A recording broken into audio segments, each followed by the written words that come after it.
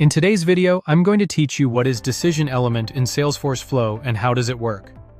Start by logging into your Salesforce account. From the home page, open Setup.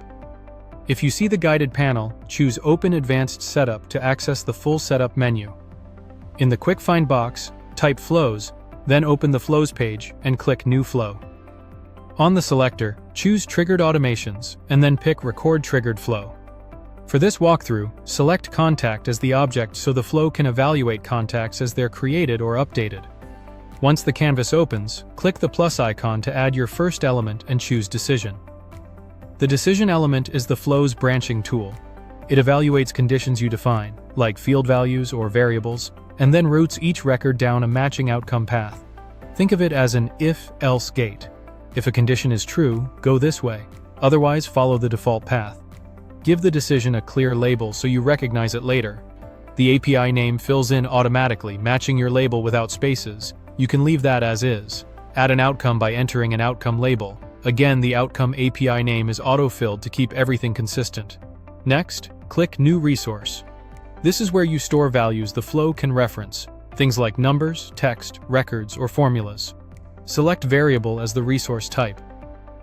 For the API name, enter something like opportunity amount to represent a numeric value we want to compare. Choose number as the data type so we can use math and comparison operators. Click Done to save the variable. Back in your decision outcome, choose greater than as the operator. In the value field, type 1000. This sets a threshold for your logic. When the variable's value exceeds 1000, the record follows this outcome. You can adjust this number to match your business rule. Just keep the data type consistent so comparisons work correctly. You'll notice two paths: your custom outcome, which we might treat as high value, and the default outcome.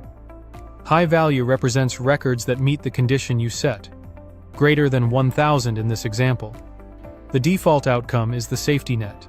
It catches everything that doesn't match any defined condition, so your flow always knows where to go next. Click Save. Provide a clear flow label that describes its purpose. A matching flow API name is generated automatically.